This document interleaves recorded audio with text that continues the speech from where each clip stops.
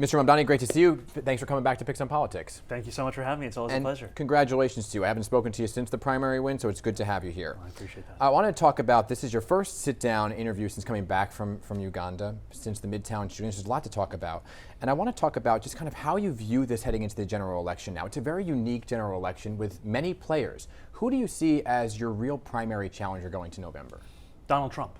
You know, in many ways we have a number of different candidates, but three of them are Donald Trump's candidates. We have one that he is currently coordinating with in former Governor Andrew Cuomo, another that he's functionally bailed out of legal trouble in Mayor Eric Adams, and then another, Curtis Sliwa, who belongs to the same party as him, the Republican Party. And what we're seeing right now is that our president is currently investigating the option of interfering with this election, always working backwards from how best he could stop our campaign. Mm-hmm. And I understand why he's threatened, because of the fact that while he ran a campaign looking to deliver an easier and a lower cost of living for Americans, he's shown no interest in actually doing so, while we will actually deliver on this agenda. You know, so looming over the election is Donald Trump, right? And there was this headline this week, and you just alluded to it in your answer right there, about this phone call between the president and Andrew Cuomo. The president denies it.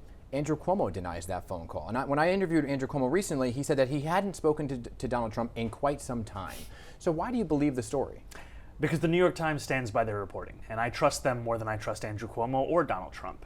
And with Andrew Cuomo, we don't even know what it means to hear quite some time or in a while. We know from this reporting that they continue to stand by that President Trump and Andrew Cuomo had a conversation, and that is a conversation about this mayor's race. And the very fact of it is a betrayal of New Yorkers, because in this very moment, that president has stolen food from the hungry across this country, has kicked millions of Americans, more than 1 million New Yorkers, off of their health care, and has done all of this in service of one of the largest wealth transfers from working class Americans to those who already have more money than they know what to do with. So there is something to be said about the mayor of New York City having a relationship with the federal government and the president. Now, you said you'll be Donald Trump's worst nightmare. So how specifically, though, would you combat things like clawbacks of money or this threat that Donald Trump has said of a federal takeover of New York City? How would you combat that? I would make the case at every single juncture about how this is not only an overreach beyond the roles and responsibilities of the federal government, but that this is something that New York will not stand for. Now, that is not to say you take a reflexive approach, always one of opposition with regards to the federal government. If Donald Trump wants to actually deliver on cheaper groceries and wants to work with me in doing so for New Yorkers, that's a phone conversation I'm willing to have. Have you had one with him? No, I haven't. I can tell you he hasn't called me and I haven't called him, because I am still running to defend this city first and foremost. And what offends me and so many New Yorkers is the premise of that phone call was not how can we benefit New Yorkers. The premise of it was Andrew Cuomo and Donald Trump speaking about how they can stop the Democratic nominee. So a big part of you win in June was this focus on affordability, right? So I do want to talk about that, because it was right here on PIX 11 when I sat down with Governor Hochul after your primary win, and it was her first time she actually said, it is a non-starter on raising taxes. That clip was played around the country, as you know, when you were on Meet the Press. Why do you believe you can change her mind when she says it's over? Look, there are many people who called my campaign a non-starter when it began. We were polling at 1%, and now I speak to you having won the most votes of any Democratic nominee in New York City primary history. And so I'm confident in our ability to continue to build a coalition, much in the manner that we have. Because this isn't just about the moral imperative of making the city affordable. It's also an economic imperative. One of our hallmark signature platforms is to deliver universal childcare, cost of which is around $6 billion. Yeah. The city has lost about $23 billion in economic activity from the lack of affordable childcare in the last few years. That's nearly 4 times the cost of it. So what we're talking about here is also making the investments that will then aid our economy by aiding our people. So do you say, when you say it's a non-starter, your campaign was a non-starter, now it obviously is, are you saying you could change your mind? I'm confident in our ability to build a partnership with everyone, including the governor, in delivering this and in having the assistance of the legislature, which has time and time again shown its interest in these kinds of tax You also increases. said the other day that, quote, the particulars are very much subject to negotiations in Albany, right? So it sounds like you're open to kind of moving and shifting, right? What is your contingency plan, though, if taxes aren't raised then? What does that negotiation look like? Look, we put forward a revenue proposal that would raise $10 billion a year, $9 billion from 2 major revenue raisers, matching the state's top corporate tax rate to that of New Jersey. But if you don't get that? Yes, those are about $9 billion. We put that out there as the ideas that we thought were best suited to this. For example, however, in that same plan, $1 billion is within the city's control, right? collecting more than $500 million in fines and fees. The city is currently owed $800 million by landlords in fines that the city has not collected. If the city reduced procurement costs by 1%, that would save $300 million. If the city hired the fiscal auditors that the independent budget office recommended, we'd raise more than $160 million a year. So there are many options on the table. My commitment is to the outcome, not the way that we get there, but that we deliver these things. Okay, and Andrew Cuomo rolled out his plan for affordability to contrast yours. He says it will be catered towards transit and food programs specifically for low and income New Yorkers. He did this in front of a PowerPoint, right?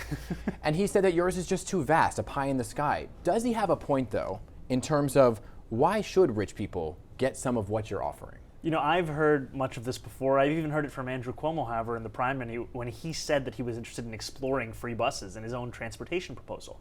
We won a free bus pilot. We made one bus route free in each borough in New York City. Myself and Deputy Leader of the majority in the Senate, Mike Gianaris, delivered this. And what we saw is many said, are you going to subsidize transit for higher income New Yorkers? We saw, in fact, that the largest increase in ridership was amongst New Yorkers making $28,000 a year or less. Those are New Yorkers who are eligible for a means-tested program, much like the one he's proposing, called Fair Fares. Less than 15% of those New Yorkers, all of whom were eligible, were enrolled in that program. And part of that is because when you ask working class New Yorkers to go through the same kind of bureaucracy that has failed them already, you will see so many of them never even start that process. But are you saying with your plans then that somebody who does make a certain income would benefit from these programs? Somebody who is making the $1 million, somebody you want to raise the taxes on, do they benefit? Do they get to ride the bus for free? Do they get the universal child care? This is for every New Yorker, and the mark of a successful part of a public good is that everyone uses it, even those who can afford the private sector. I mean, look at the way we treat our education system. Look at the way we treat universal pre-K. We are saying this is for every single New Yorker, and that's how we should be approaching so much of what we do. The other big topic is public safety, and you're being criticized by your opponents and voters for past tweets and defund the police, calling the police racist, for example. Now, you've admittedly walked back some of these comments, and you've done so over the last couple interviews that you've talked about the evolution in your statements. But respectfully, how do you convince a New Yorker that this is not just an evolution because you're running for mayor?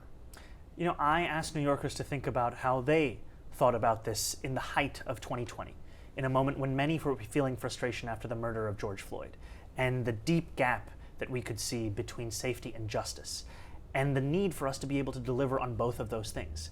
And I have said throughout this campaign that it is clear that police are a partner in creating public safety and in showcasing to New Yorkers that we need not choose between those two things. And evolutions of statements are fine, but politicians overall are criticized for evolving their positions. Are you okay with others in the race, for example, the mayor or Andrew Cuomo, evolving some of their positions just like you have? I think it's important that any evolution be one that is sincere.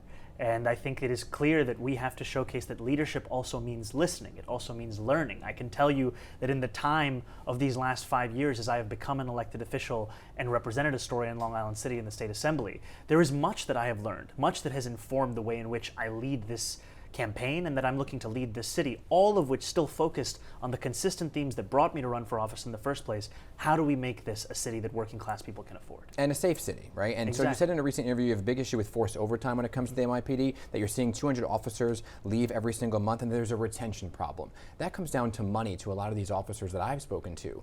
Are you in favor of giving the police officers a raise? Look, I have said time and again that we need to make this a city that is affordable for each and every New Yorker, and that applies to all New Yorkers also who are working within our public sector. But does that mean they should make more money? I think that we need to make sure we are pursuing each and every avenue to increase retention and to make it such that we can actually have officers who do the jobs that they want to do. But they want to know if they're getting, if you would give them a raise or not. And it comes down again to the sincerity of what you're talking about. Do you believe they deserve more money? I understand the affordability aspect, but just like teachers would get a raise, should the NYPD? Look, there is much that you go through in contract negotiations with each and every union across this city. What I've said time and again is when we're looking at why 200 officers are leaving the department every month, one of the leading causes in that is forced overtime.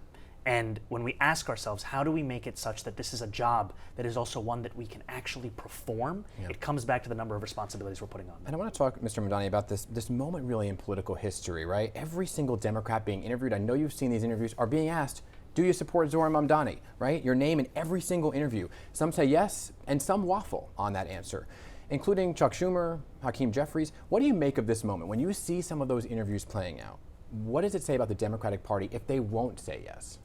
Look, I've been thankful to have conversations and meetings with leaders like Leader Jeffries, with Senator Schumer, with Governor Hochul. They've been productive, they've been fruitful, and I look forward to the partnership and the results that that partnership can deliver for New Yorkers.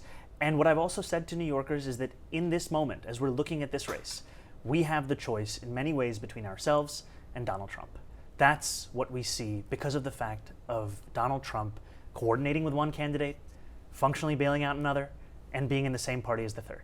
And what we offer to New Yorkers is a vision that is laser focused on an economic agenda that will make the most expensive city in the United States affordable. Across the river, a state you'd have to work very closely with, there's a race for governor of New Jersey. Mikey Sherrill's the congresswoman there. She's a centrist Democrat. There are many centrist Democrats looking at this race over here, very particular. Would you support her? Absolutely. And the reason I ask these questions about the political party is because when it comes to the midterms, and say you are the mayor, do you think folks are going to look at you and say it's either a plus or a minus for the Democratic Party? And how do you kind of come to reckon with that? Look, we know that Republicans will look to focus on this city no matter who is in charge. We've seen that especially with the current mayor, who under indictment was facing so much of this same kind of focus across the country. What I'm excited by is the prospect of creating an example in this city of what it means to deliver for working people. When we make buses fast and free, when we freeze the rent, when we deliver universal childcare, let that be an example of what it means when Democrats actually get into office and deliver for working people. Mr. Mamdani, I appreciate your time, as always, being back here on PIX and Politics. We'll talk to you soon, okay? Thank you so much.